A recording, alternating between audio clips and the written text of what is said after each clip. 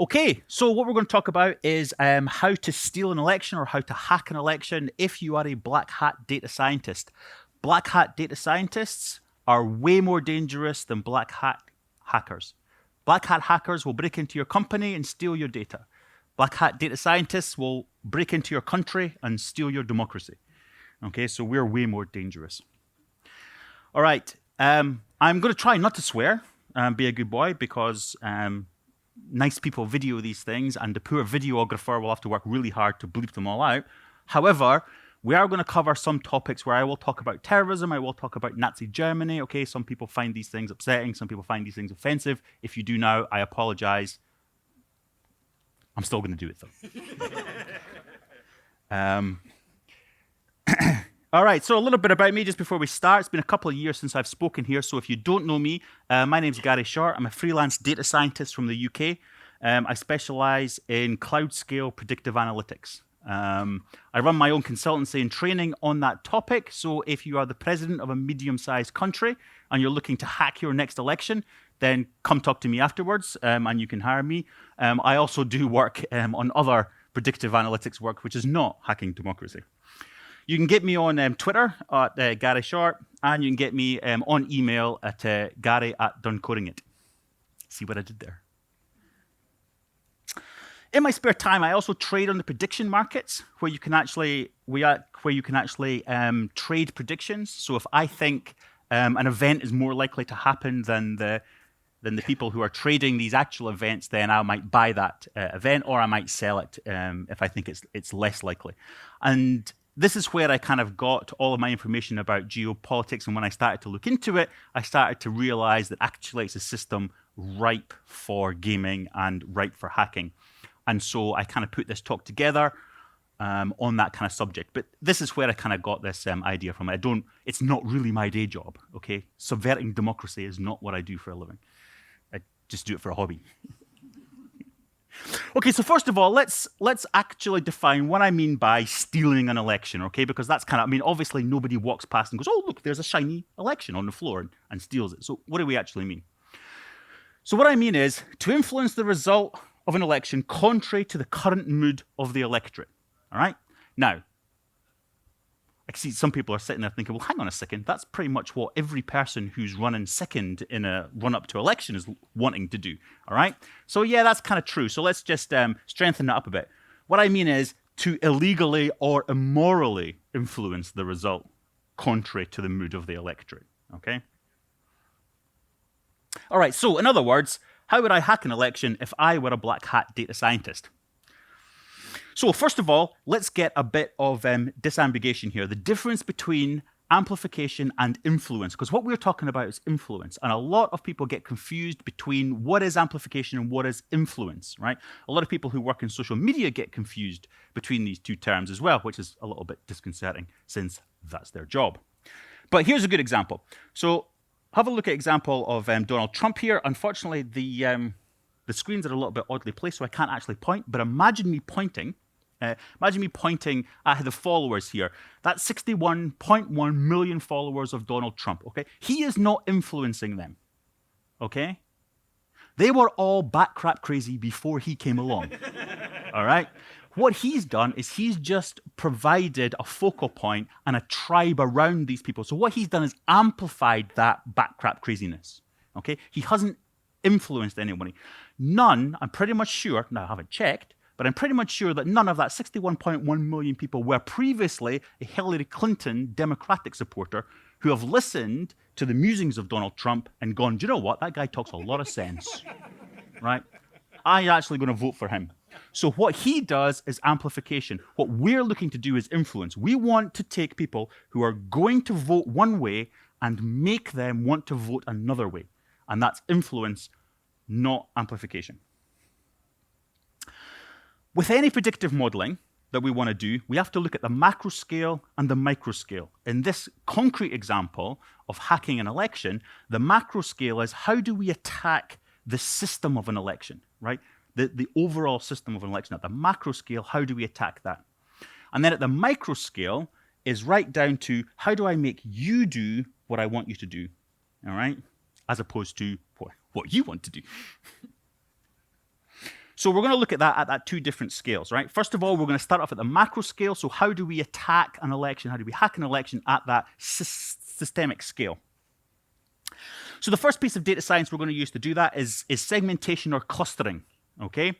So a quick definition of that for those who are not in the data science world. Actually, let's have a quick show of hands. Who actually does data science for a living? All right, cool. You few people, we're going to have fun later. All right. The rest of you, are you devs, architects? Yeah, just people who were off the street because it was cold outside. All right, cool. So for those of you who don't actually know, who don't work in the industry, clustering is a way of grouping similar things together, okay? But it's more than grouping similar things together. What we want to do is we want to minimize the intra-class differences whilst at the same time maximizing the intra-class difference. So not only in segmentation do we want to put these people here and these people here, but we want to make sure that the people in this segment are as tightly, most closely similar, and the people in this segment are way over here, you know, as far away from these as we possibly can. That's segmentation or clustering. And the reason we want to do this is to get round a problem in elections, all right? So intuitively, you would think a fair election would be one person, one vote, right? But that isn't actually in practice particularly fair because it suffers from this problem. If you have a look at this map here, we see the map of the United Kingdom. There is around 65 million people in the UK. There is around 35 million people vote, right? The electorate size is about 35 million people. 65 million people in the entire of the UK. Only about 6 million people live in Scotland, right? Which is the beautiful, lovely part at the top, all right? Stuck on the top of the ugly, smelly bit at the bottom, all right? Now, the trouble with one person, one vote is there are more people live in London than live in the entirety of Scotland, all right? So if we just had one person, one vote, London would be able to outvote Scotland, right? Now, that doesn't seem particularly fair, that you can outvote an entire country. So to solve that problem, there are many ways to solve that problem, but how we do it in the UK is we have this constituency idea. And each constituency is roughly the same number of people. And we have a first-past-the-post system. So it doesn't matter how many votes you get, all right? It's how many constituencies did you win? And that solves that problem. And the map I'm showing here is the map of all of the constituencies in the UK. There are about, in fact, there are exactly 650 constituencies in the UK, and so it's 300, and the first party to 326 constituencies win. And we do that because that makes our job easier. Because if it was one person, one vote, right, I would have to convince 50% plus one person, all right, to vote my way to win. But now we've got this, actually, I only have to solve this problem. I only have to get to 326, all right? Now, it's even easier than that when we look at this. This is the top 31 most marginal seats in the UK. These seats were won with a majority of less than 1%. Now, if you add all of these up, all right, so the right-hand side where it says majority, if you add all of those up, it comes to less than 8,000 people. All right? So now we've solved the problem, right? Because first of all, we started with there are 65 million people in the UK. Then we went to, well, only 35 million of them vote. And actually, 31 seats would be enough to carry the election. Right? The election in 2017 was very close in the UK. 31 seats would be enough to win the election. So now I've gone from 65 million to 35 million to now 8,000 is all I have to do, right? And that's why we do clustering. That's why clustering is powerful, because now I only have to influence 8,000 people. All right, so the first way that we're going to attack that, the first attack vector for attacking an election is gerrymandering. All right, this is what gerrymandering actually means. Here we can see what we're doing here is we're going to take a bunch of people, all right? There are 60% blue, 40% red, all right? And we're going to look at the difference that gerrymandering can have. So in the first column, you can see that 60% blue, 40% red. In the next column, you can see if we broke that down into a fair constituency. So there would be 3 blue districts, there'd be 2 red districts, blue would win, and that is a fair representation of the actual voting intention of the people in that area, all right? If we look at the third column, we can see the effects of gerrymandering, all right?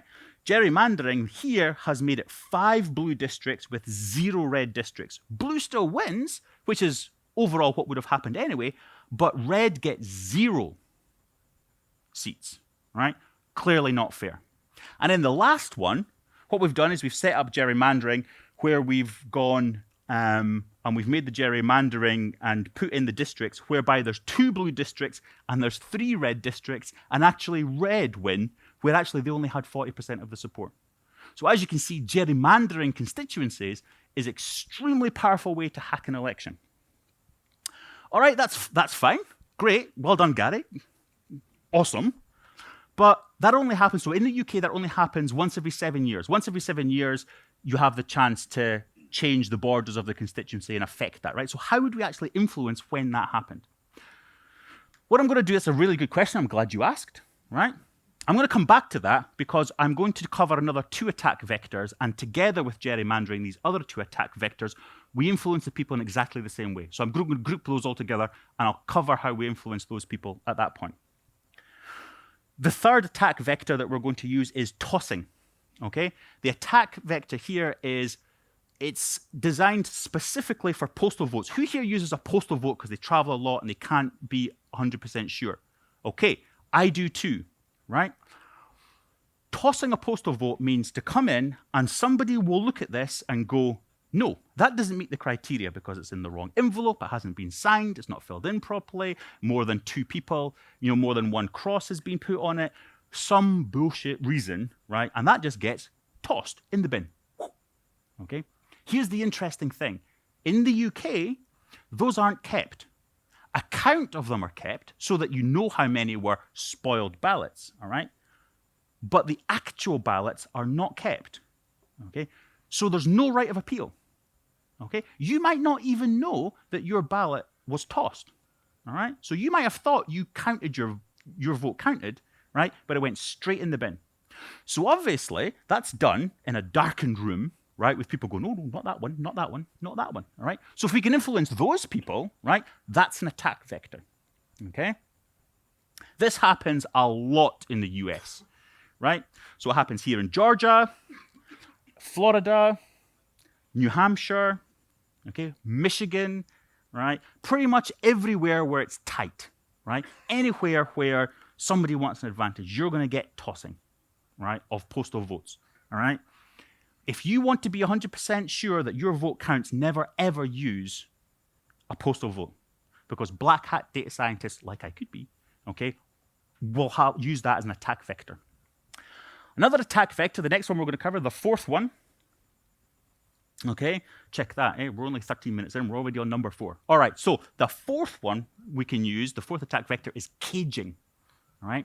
Now, caging is where you kind of cage in a particular demographic. If you think a particular demographic is, if you're in power, or even if you're not, but you can assert influence, which is what we're going to do, on a particular demographic, and that particular demographic is likely to vote for your opposition, then you want to try and prevent them from voting, all right?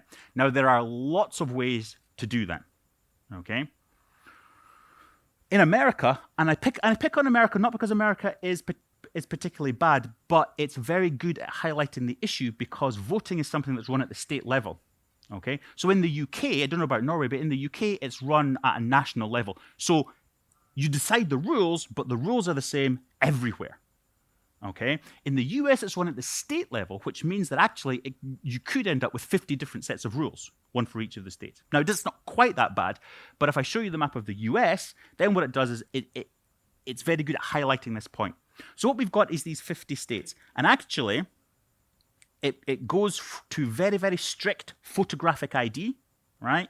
Right down to non-strict photographic ID or strict non-photographic ID to ID is requested to, hey, dude, turn up, and if you're on the list, you can vote, okay?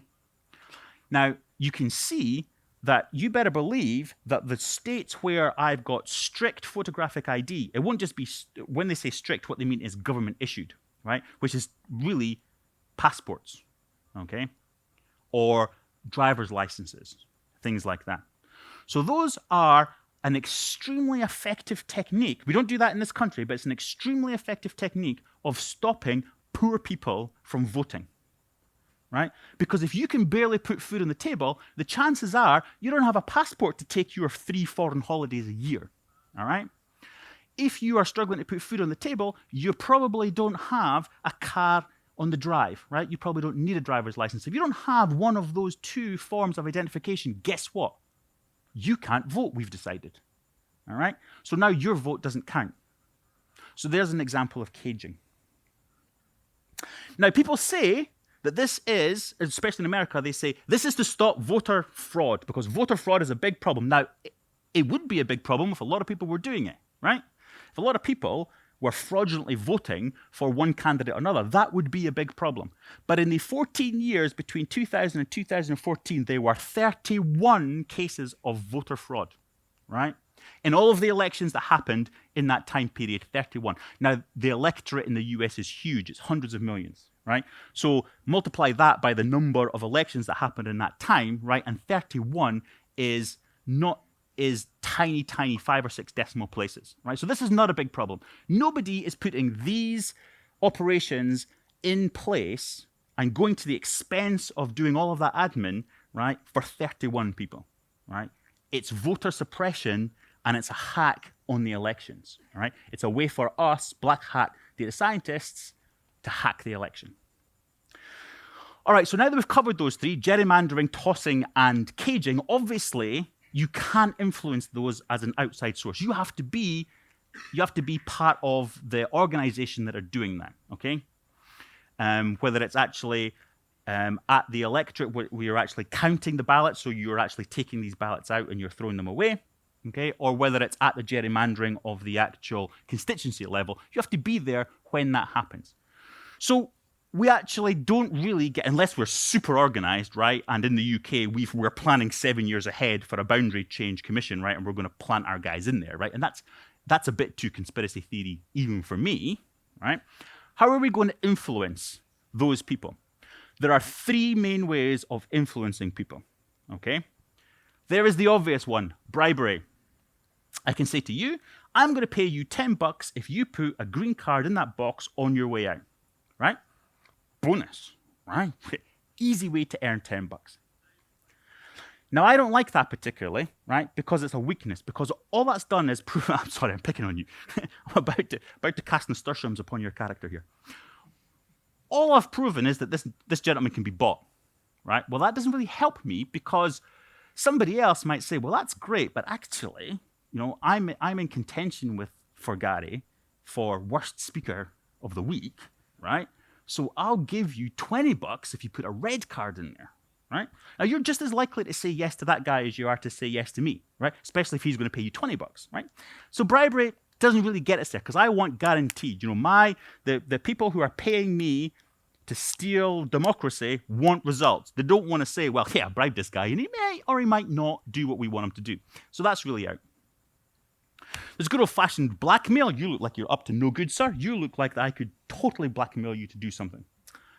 And that works too, but there's a problem with blackmail, and that is you never know when the leverage that I've got is going to get resolved, okay? So I might have leverage that you've done something terrible, okay? Well, you might actually get arrested for it 3 days before the election, right?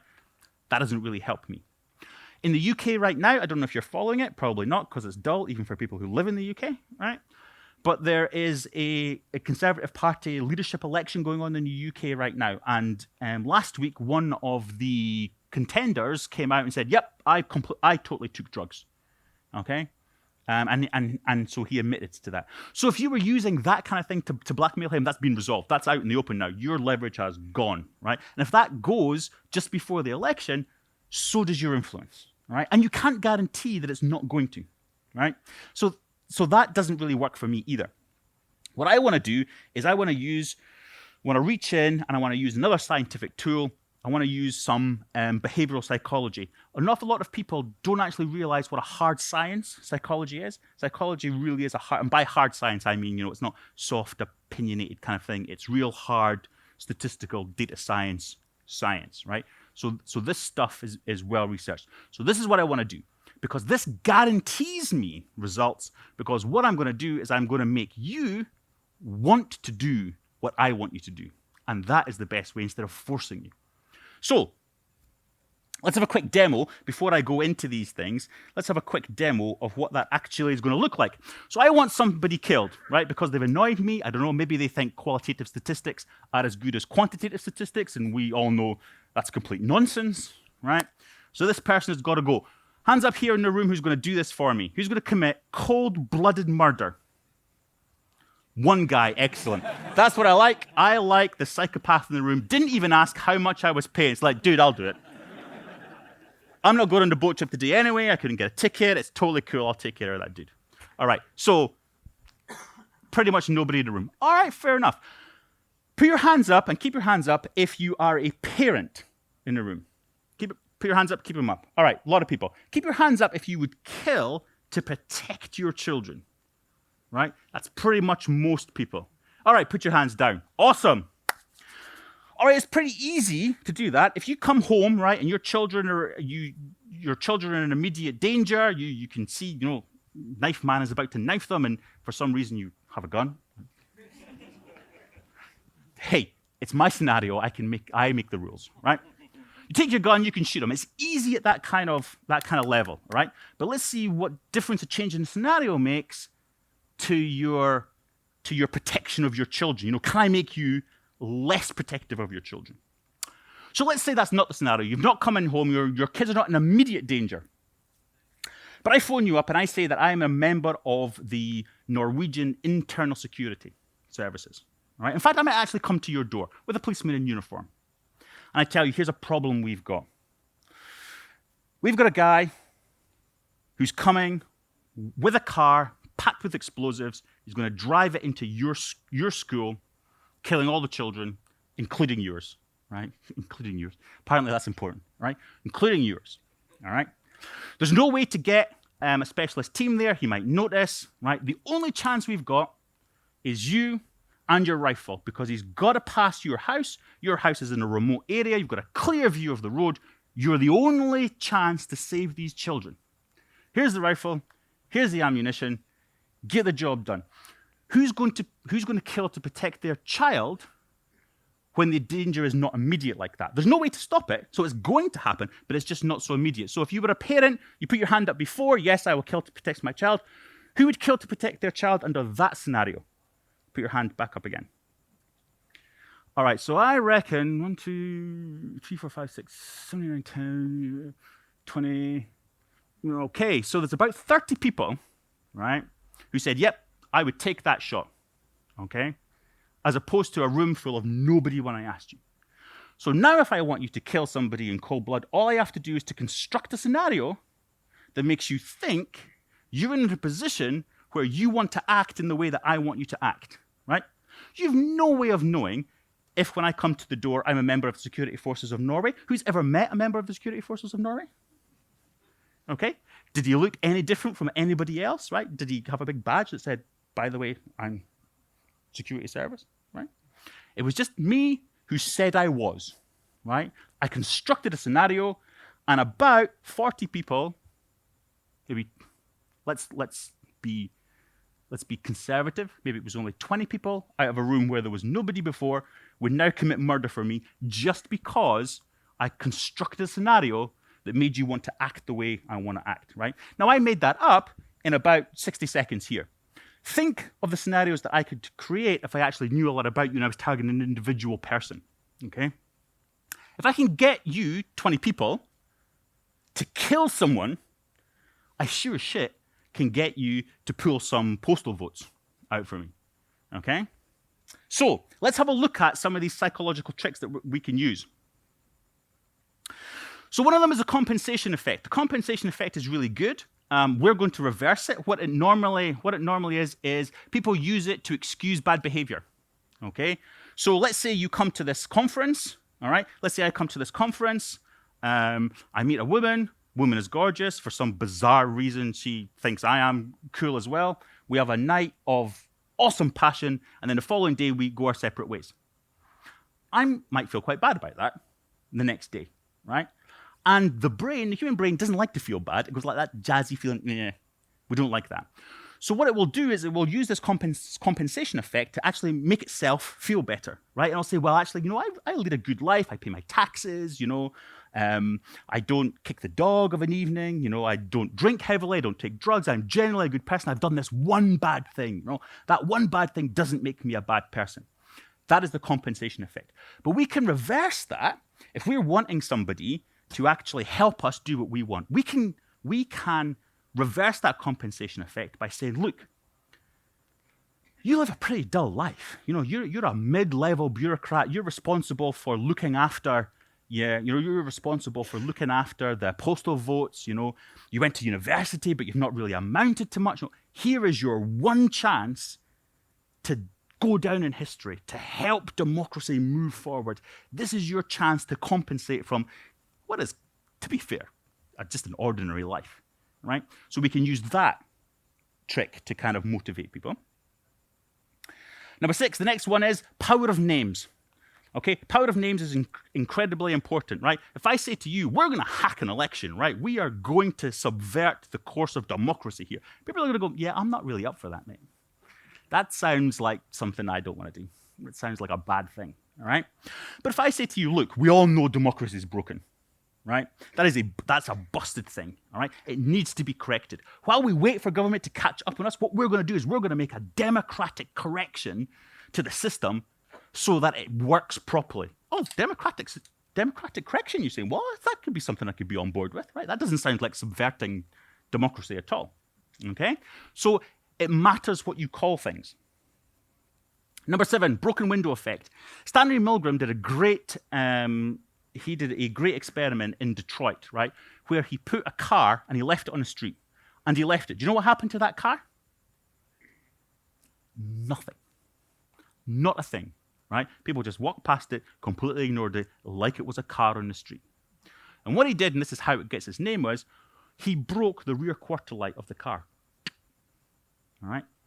Within about 3 days, that car was totally stripped of everything of value, right, and set on fire. Okay? And it's this idea that once something is seen to have lost its value or to be slightly corrupt, then people don't mind corrupting it further, right? And we can use that broken window effect. If I come to you and I can say, look, the system's clearly corrupt. Look, it's corrupt anyway, right? We may as well do our little bit of corruption to make it go the way we want, because the whole thing's a joke anyway. The whole thing's broken anyway, all right? That's the broken window effect. And you can influence people that way. The Pygmalion effect. The Pygmalion effect is where people will start to act the way they are treated, all right? So if I treat you like a rock star, right? If every time I see you, I present you with a quote, oh, it's great to see you. Oh, thanks for coming to the talk. You're awesome. And I clear space at the front for you and everything like that. Before very long, you'll start acting entitled, all right? Is the kind of idea. But we can actually treat people, if we want them to show leadership in this democratic correction that we're going to make, right? We can start treating you like a leader. If only our organization had more people like you, people who are willing to take a stand, people who are willing to take direct action to get stuff done, right? People like you, yes. By the way, could you toss some of these postal votes? Hell yes, I'll do that for you. All right? That's the Pygmalion effect. Pressure to conform is another one. Peer pressure, right? Who gave in to peer pressure when they were young? Right? Most people did. I didn't. I didn't have any friends. It was as simple as that. Nobody liked me when I was young. Nobody likes me when I'm an adult. I have no problem with peer pressure. But it's a massive thing, especially when you are a teenager, okay? But it doesn't actually ease off that much when you're an adult, right? If everybody around you is going, hey, look, come on, I can't believe you're not tossing these ballots. Everybody's doing that, right? We've got people all over the country doing this. What the hell's wrong with you? Okay? You can influence people that way. Obedience to authority. Obedience to authority is the trick that I used earlier on to make 25 people commit cold-blooded murder, right, on my behalf, right? I told you that I was part of Norwegian security services. I came with a policeman in uniform. Right, it wasn't really in fancy dress. In uniform. I gave you the scenario, right? I gave you an immunity to prosecution certificate. Has anybody seen an immunity to prosecution certificate? I could pretty much make that shit up, all right? I hand it to you, signed by the Prime Minister. Anybody seen the Prime Minister's signature? Pretty sure I can make a good job of it, right? I got 25 people in this room to commit cold-blooded murder. That is obedience to authority, okay? The Nazis were one of the biggest proponents of these techniques, right? If I said to you, what I want you to do is I want you to go to that village across there. In fact, I want you to stay in your own village, right? And when you take this gun, I want you to round up all the Jews, the gypsies, the homosexuals, anybody else that I've designated to be undesirable. I want you to put them in the main square. I want you to shoot them all. Who's going to do that? Pretty much nobody, right? Guess what? The people in Germany, pretty much the same as the people in Norway at that time. They would have gone like, what the hell's wrong with you? Right? I'm not doing that. But what the German authorities decided that they would need to do in order to do what they wanted to do without the population going, what the hell are you doing? Right? We're not putting up with that. Is to use the tricks, the psychological tricks that I've shown you already, some of them, plus breaking the journey from you were a Jew living at home to you are in the gas chamber. Nobody does that end to end because very few of the actual population are going, except for this psychopath at the end here who was going to shoot the guy without even finding anything out, right? Very few people would put up with that. So what they do is they break that down into stages and they appeal to people, different sections of the community at the different stages. Right, so stage one. By this time, all right, there's been this anti-Jewish constant in the press, anti-Jewish this, anti-Jewish that, they can't be trusted.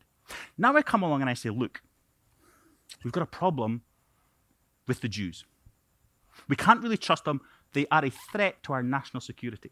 Now, what the Americans will do, right, this is my scenario, right, so we can time travel. What the Americans would do with the Japanese is they would round them up and they put them in internment camps. We did that with the Germans as well. We put them in internment camps, right? We're not going to do that because we're civilized, right?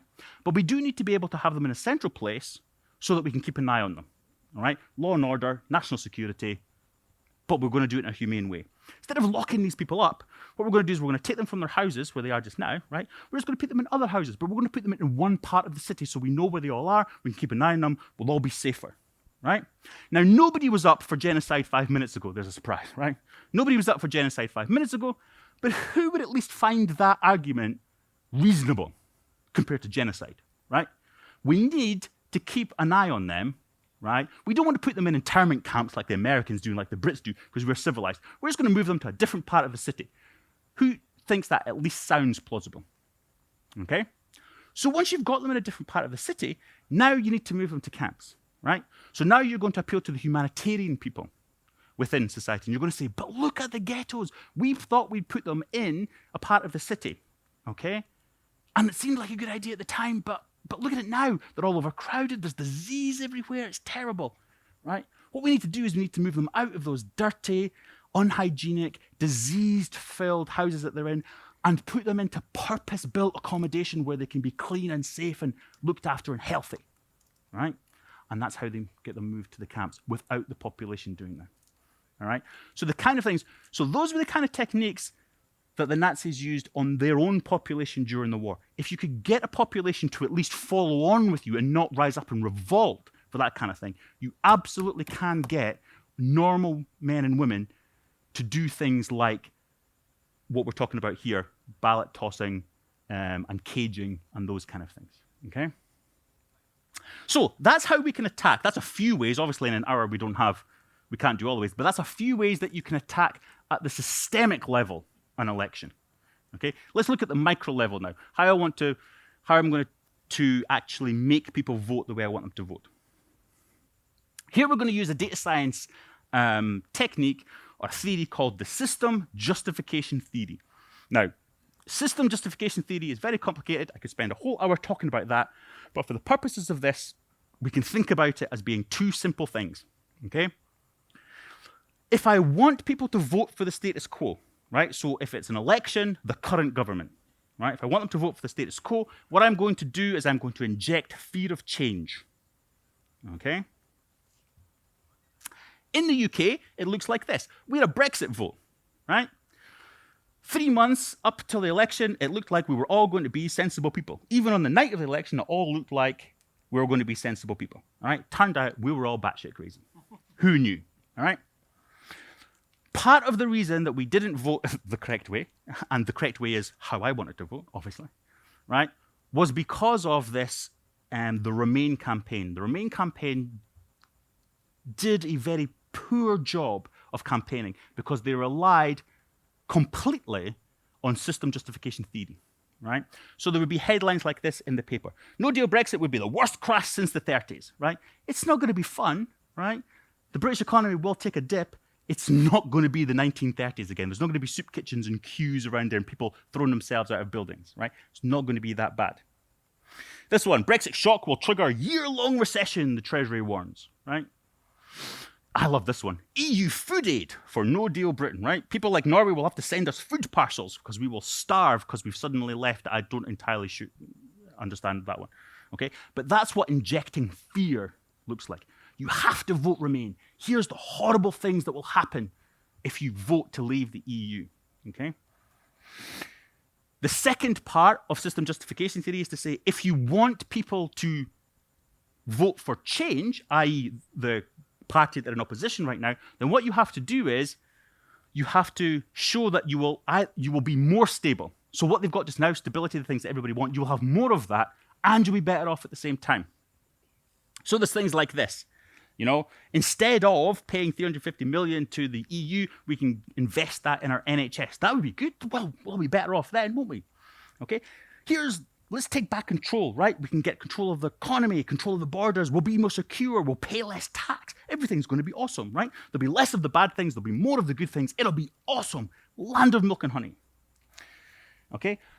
But if you are on the side of voting for change, it's easier because as well as showing how good things can be for these individuals if they vote for change, you can also use fear as well, okay?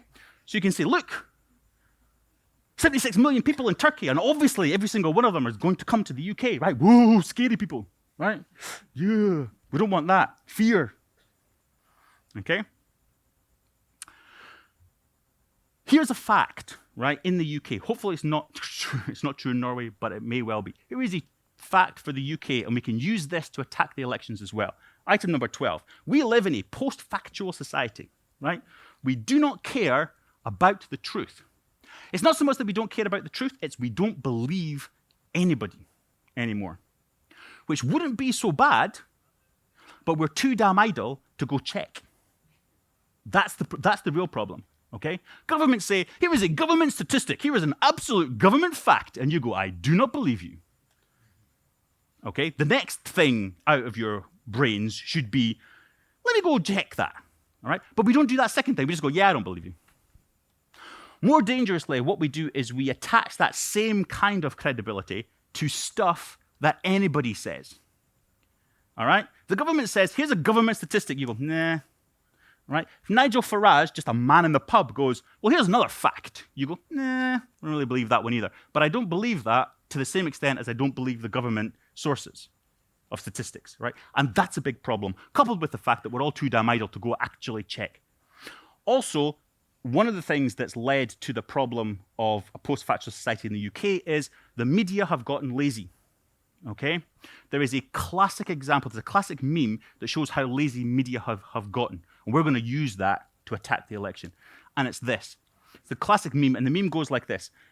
If one person tells you it's raining outside, and another person tells you it's not raining outside, as a journalist, it's not your job to report that there are two different views of whether it's raining outside or not. Your job is to open the damn window and check if it's raining or not, okay? But we don't do that anymore. So we can use that as an attack vector. So let's go back and actually look at what we accepted as an electorate during the EU referendum.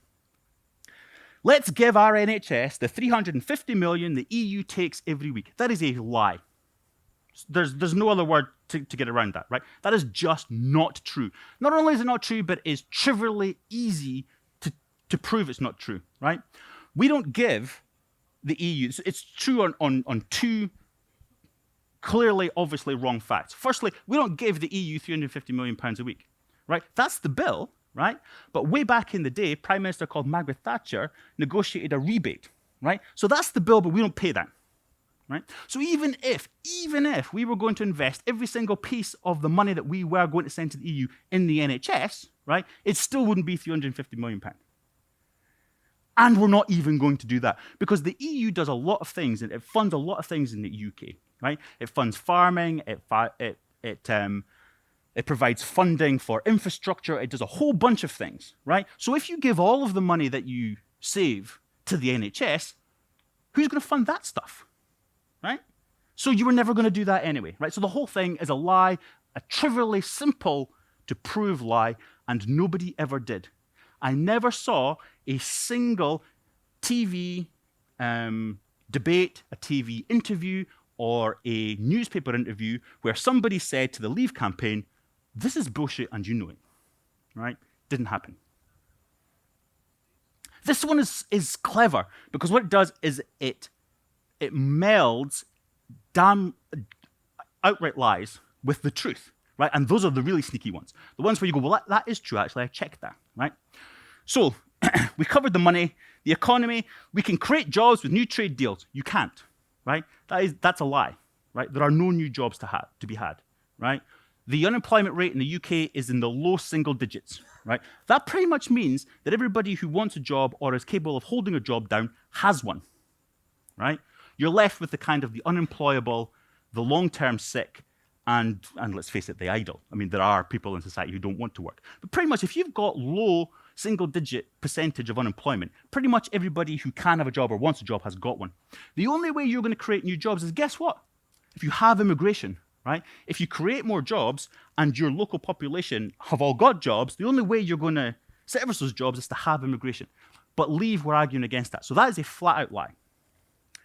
Our new points-based immigration system, here's a great lie that was never exposed during the EU referendum. We already had the ability to control our borders, and the government, for reasons I'm suspicious of, chose never to exercise that right. Okay, and then complain that we had a lot of migration from the EU. We could have solved that without leaving the EU, so that's a lie. Security and taxes is the two true ones, right? The European Court of Human Rights stopped Britain deporting dangerous terrorists because they have a human right of, you have a right to family life. And if that dangerous terrorist person was married, his wife, not him obviously, because he's a criminal, right? But his wife has a human right to family life, so we can't deport her husband, right? Now, that was a mistake, right? The EU is not perfect, don't get me wrong. I was not arguing that the EU is perfect. Shit like that needs to be changed, all right? But we could have changed it within the EU, right, without leaving. So that's actually true, but you can see how melding that with the lies helps to make everything feel like it's true, all right? And then the one at the bottom, right, our taxes, we can cut VAT on household energy bills, right? VAT is like sales tax in the UK, it's value-added tax. We have this weird thing where it was only supposed to put on luxury goods. So in the UK, there's VAT on cakes, but not on biscuits. I don't know who decided that cakes were a luxury and biscuits were an essential, right? I'm on board with that, right? By the way, I'm on board with the fact biscuits are an essential, okay? But we can't cut the tax. The one here, actually the one that grinds my gears and needs to be changed is not so much VAT on household fuel. I mean, who decided that heating your house was a luxury, not an essential? That's crazy. The one that really grinds my gears is the one on female sanitary products, right? You better believe it was a man who said that's a luxury and it needs to be taxed, right? No woman made that decision. But those were things that we couldn't have changed, right? We couldn't change those, right? Because the EU wouldn't let us. Now, that's a garbage reason for leaving the EU, right? Because we can solve those problems domestically, right? We can just say, well, look, the government's going to give you a rebate on your fuel, right? If the temperature is over a certain amount and you have to burn more fuel, we're just going to give you a rebate for that. Every single person in the UK will get that money, right? Trivially easily to solve, right? But by what they've done here to attack you and to influence you to vote in a particular way is they've folded true things in with downright lies, right? To give them that kind of feel of truthiness. Turkey joining the EU. Turkey is joining the EU, right? Turkey has been on the path for joining the EU for 30 years. There is zero chance of Turkey joining the EU in the next 5 years, right? So that's one of these things which is actually true, but totally meaningless, right? Yes, Turkey is going to join the EU at some point, right? They're nowhere near ready to join yet. So it's a true thing, but it's a meaningless thing. But because it's true, it allows them to imply, right, that look at all those footprints heading towards the open door, which is a British passport. So what they're actually implying here, that Turkey is imminently going to join the EU, and every single one of those 76 million people are going to come and live in the UK. Right? That's garbage. That's a lie. But they never said that. They implied it, and they implied it on the foundation of a truthful thing. And that is a great way to influence people. Okay? Here is the 13th data science thing that we're going to use, and this is a psychological data fact that simple ideas are deemed to be true and complicated ones are deemed to be false. And politicians and pressure groups use this all the time. So that is a fact. But what kind of attack surface, what kind of attack vector does that give us? All right. So it allows politicians to do this. So here's an attack vector based on that. Here is a quote from Boris Johnson. He said, "We must face fact. The system is spun out of control. We cannot control the numbers. We cannot control terms in which people come and how we remove those people who abuse our hospitality." And here's the killer sentence. "This puts huge pressure on schools, hospitals, and housing." So what he's implying here is, you can't get your kid into your local school. And you can't get an appointment at your doctor's in any more than 3 weeks because of all these damn immigrants, right? That's what he's implying. When you look at the actual facts, and the problem is, that is an easy idea. Remember, simple ideas are deemed to be truthful. That is a simple idea that everybody understands. You can't get the things you want because of the immigrants. Your child was refused a place at your local school, immigrants' fault. Easy to explain, easy to understand, deemed to be true. The truth actually is, if you look back over the infrastructure investments made by various UK governments of various flavors for the last 40 years, they have all been under what is required. If infrastructure investment in schools and hospitals has been here, successive governments have been happy to invest here. Therefore, there is a gap in requirements. Even if we leave the EU, and even if we remove every single immigrant from the country the day after we leave, which isn't going to happen ever, right? But imagine that did happen. All that means is demand is now at here instead of here. Okay, so demand is now here. But over the last 30 to 40 years, government have shown that they're happy to invest here. So what they're going to do is they're just going to move their investment down here. And guess what? After all the immigrants have gone, you still won't get your kid into the school that you want them to go to, and you can't get a hospital appointment when you want one, but that is a domestic political issue and nothing to do with the EU. Now look how long that just took me to explain that, right? The truth is complicated, right? You may even have to do some mental arithmetic, right? The simple idea is really straightforward. Guess which one was believed? Psychology tells you the majority of people will believe the simple argument, and that's what happened. So that gives us an attack vector over the fact of post-factual, okay? That gives us an attack vector in because simple ideas are deemed to be truthful. In the UK, how did we get here? It was very simple. I blame this. Up until about the Iraq War, the population in general believed government statistics, right? And stuff the government said. And then we said, Saddam Hussein can send missiles to Cyprus, where we have a base, right? 45 minutes. Brits are only 45 minutes from attack. Now, we knew he had weapons of mass destruction, right? We knew that. Do you know how we knew that? We sold them to him. Simple as that, right? We know you've got them because we sold them to you. But do you know what else the fact that we sold Saddam Hussein his chemical weapons allowed us to know, I should say? We knew they were all done because the chemicals that we sold him for chemical warfare have a shelf life, and that shelf life was past. So even if he hadn't used them, even if they were in a warehouse somewhere, they were useless to him. But it was never about weapons of mass destruction. It was about the war itself, and we wanted the war. So we had the dodgy dossier, as we called it. 45 minutes from attack, right? 45 minutes from doom, right? Doom. And after that, we just didn't believe a damn thing that came out of government's mouth, okay? So we can play on that to attack the elections. We can play on this post-factual mistrust, right? One of the attack vectors that gives us is, here's another fact. Very few people understand probabilities, and this includes most data scientists, right? I'm not going to pick on the data scientists who put your hands up before, right? Most data scientists, most people, and most data scientists even, well, don't understand probabilities. Probabilities are hard, okay? There are two types of data scientists. There are the data scientists who put in the hard work and actually did the grounding of statistics, and then mathematics, and then machine learning, and then artificial intelligence, deep neural networks on top of that, okay? Of that group, and the other group is data scientists who were DBAs 2 years ago, right?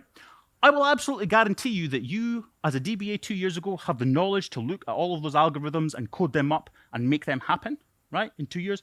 I flat out refuse to believe that you have all the foundational knowledge in 2 years that you need to be a data scientist, okay? So that group probably doesn't understand probabilities anyway. Even the group of people who did put in all the groundwork and did the years of education that it takes to be an actual good data scientist, some of them don't understand probabilities either. And do you know why? It's because probabilities to data science is the same as regular expressions are to developers. Right? You're all developers here. You all know what a regular expression is. Who's confident they could sit down and code a fully correct regular expression first time out the gate? Now, go. Put your hands up. Right? Same with probabilities. Right? Let me give you a demonstration of that. Tomorrow's weather. I predict with 90% certainty that it's going to be sunny tomorrow.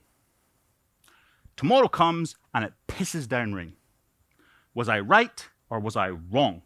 Put your hands up if you think my prediction was wrong. I predicted sunshine with 91%. It rained. Who thinks my prediction is wrong? All right. Couple of people, right? Most people are sitting there going, there's no way I'm putting my hand up, right? I walked into this room almost an hour ago. I was a law-abiding citizen, right? 20 minutes later, I was shooting some poor dude that I've never seen before in my life. No way I'm putting my hand up or I'm going to leave here as a war criminal, right? All right, so who thinks my prediction was correct? Hands up. Okay, that's not everybody, right? That's the remainder are going on. There's no way I'm putting my hand up again. All right, so the thinking here, there's two types of thinking going on here. Thinking one, people who put their hands up the first time said, no, you predicted sunshine and it rained, you were wrong, right? People who put their hands up the second time that says you weren't wrong, okay? Because you only said there was a 90% chance.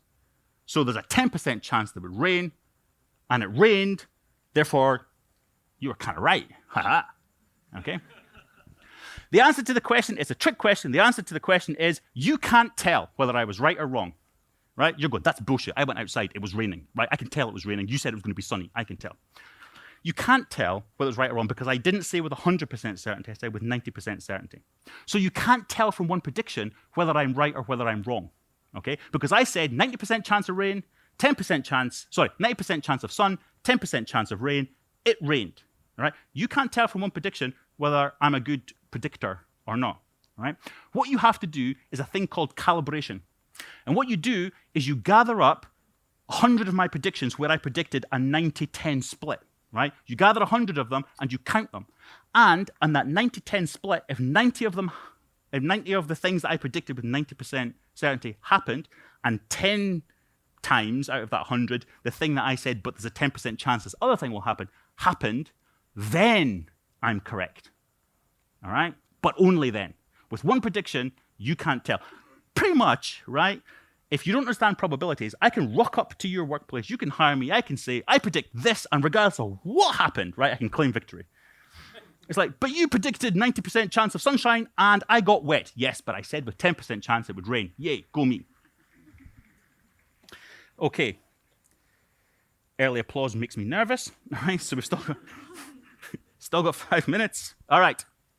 So what this allows, what the attack vector here is, we can actually, when people say to us, your policies are not true, the thing that you're trying to get me to do is not true, because the experts say so, right? The experts say that leaving the EU would be bad for the economy. What that allows me to do is that allows me to pick any expert that you want, right? Go back through his predictions, right? Show where he said there's an 80% chance that the economy will grow in the next quarter. Look for it to dip, which bear in mind, there's a 1 in 5 chance that it will, and go, that guy doesn't know what he's talking about. Right? Look, he was wrong then. He was wrong then. He's wrong now. Don't listen to him.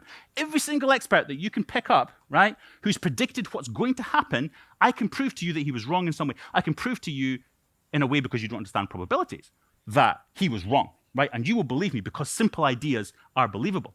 I said, hey, look, he said 80% chance economy would go up, right? Went down. He has no clue what he's talking about. Ignore him. So that allows me to cut off any expert talk that goes against what I want you to do, right? Very simply. There's no rules to governing social media adverts. That's our next surface of attack. If I want to put an advert in the paper or a party political broadcast or on the television, there are rules. I pretty much have to tell the truth, right? Kind of sucks in politics, right? On social media, I can say whatever the hell I like, right? Here's an example. There's no example. Why is there no example? Because the adverts are only targeted at you, right? They're only targeted at you. I will never see the lie that you were told, and you will never see the lie that I was told, all right? Because we have hyper-targeting, all right? We implement hyper-targeting, okay, by a thing called ABC testing, right? Everybody knows what A/B testing is, right? So A/B says if I do this, and I do. Normally for developers, you see it around A/B testing around microservices, right? Here's the old microservice, here's the new microservice, put them both into production, put 50% of the traffic here, 50% of the traffic here, see what the difference is, A/B testing, all right? In data science, we do that, right? But what's more important is ABC testing, where C is the control, right? I want people to vote a particular way, and I'm going to give them a particular advert, right? A particular group. I've segmented them. Remember item 1. I've segmented them. I want to give them a particular lie, because it's on social media, I can say whatever the hell I like. I'm going to tell them a lie that will make them change their vote from what it is now to what it is over there. I want to give them the best ad, though. So what I'm going to do is I'm going to take a control group of that segment. I'm going to do nothing. I'm going to ask them at the end, how likely is it that you're going to change your mind? And you're going to say, not very likely at all. Then I'm going to give advert 1 to treatment A. I'm going to give advert 2 to treatment B. And I'm going to see which one is most effective, right? And I need that control because we're all different. We all do different things. I need that control to see what would they do if I didn't do anything. And then let's just say B wins, right? B is better than A. Then you're going to get advert B, and you're going to get what I want you to do. And I know when I give it to you, you'll do what I want to do, because guess what? I bloody tested it first, right? So I know it's going to influence you. That's ABC testing. We can also do between measures testing. So instead of having a control group, I can actually say, what's your chances of changing your vote now? And you go, 0. And I go, here's an advert. And you go, holy crap, I didn't know that. And I go, what is your chances of changing your vote now? And you go, oh, I would say about 40%, yeah, maybe even 50%, right? That's between measures testing, where you ask the same person. So by the time you see the advert I'm directed at you, I've already done ABC testing. I've already done between measures testing. I know it's effective, and you're getting it, to put it politely. Uplift modeling. Uplift modeling is another way that we can make sure our ads are super tightly targeted, right? What uplift modeling does is I take a bunch of people and I give some of them some treatment and some of them not. So I show people ads, I show them not. I do uplift modeling and I get this thing here, right? Uplift modeling breaks down all that population to 4 quadrants. Quadrant 1 is the sure things. I'm not going to do anything about them. That's the bit of the population that we're going to vote my way anyway. Awesome. I already win there. All right. The other population is the sleeping dogs. They are going to vote for me, but it doesn't matter. It doesn't matter what. I don't need to send them marketing, right? They're not going to do anything. They're just not going to vote, right? So I can ignore them because they're not going to vote for me. I can't make them vote for me. But guess what? That's okay, because they're not going to vote for my opposition either, right? They're just not going to vote. Great.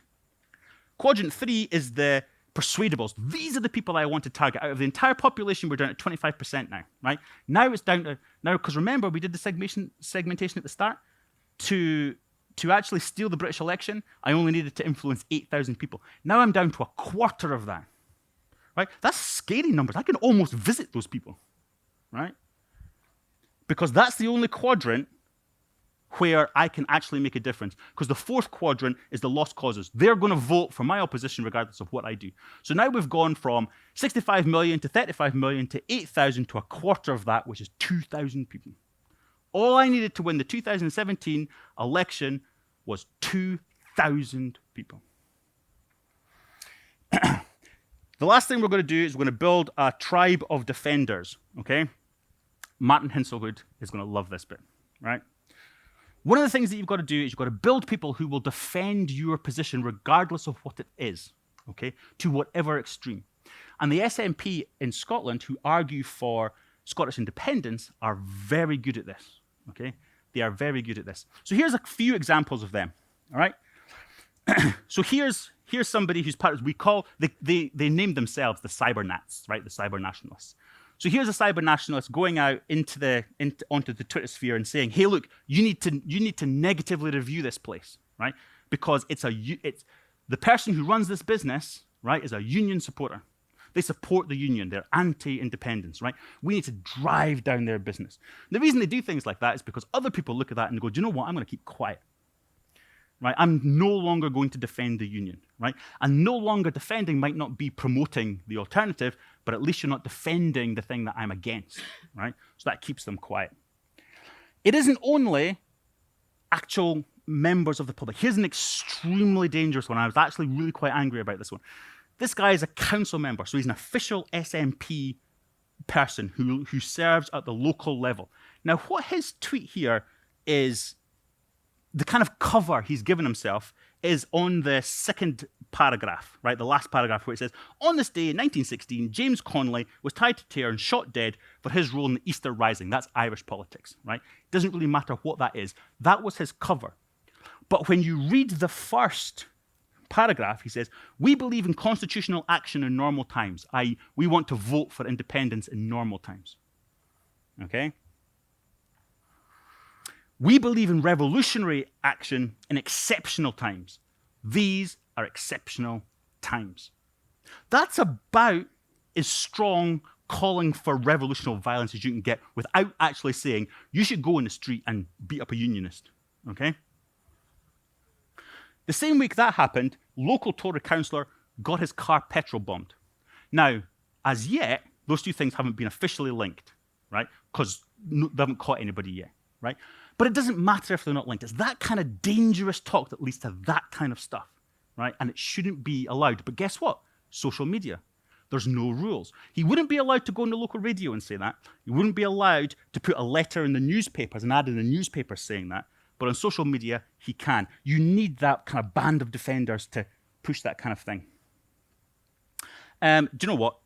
You can download the slides. These are more of the same kind of thing, right? But we're kind of out of time. I don't want to go through all of them, right? But it's the same kind of thing. You need a group of people who will defend your position versus other people's position. Right, quick summary, right? Here's actually the 20 data scientist things that we did to attack the election, right? I won't go through them all again, right? Because we've been through them, but if you download the slides, right, there is the 20 things that we covered today. Okay, 20 ways that you can attack an election. And actually, because nobody's really done it or nobody's been proven to do it, there's not many defenses. There are black hat hackers who have to deal with huge number of defenses if they're trying to break in and steal corporate data, right? Black hat data scientists can break into your country and steal your democracy, and there's nary a defense put in. The stuff that I showed you, that's pretty simple. Right? Literally anybody with a computer sat at home can do this kind of stuff, right? You don't need any sophisticated equipment. Okay, we are, I'm afraid, 2 or 3 minutes over time. So now I don't want to stand between you and lunch, right? Because the people in the other rooms, they will be eating your lunch as we speak, okay? So what I'll do is I will let you go now, right? If you do have any questions, please hang around and ask them. I'll answer them during lunch. I will be here for the rest of the week. As you're going out, the organizers like to remind us, put a green card in if you enjoyed the talk, put a red card in if you thought I sucked, right? If you're going to put a yellow card in because you thought, nah, right? As you're putting that yellow card in, think to yourself, does my attitude of nah help what some people are doing here? Because actually I just don't care, all right? So make a decision, make a stand, protect your democracy because you will miss it when it's gone, all right? Thanks very much for coming.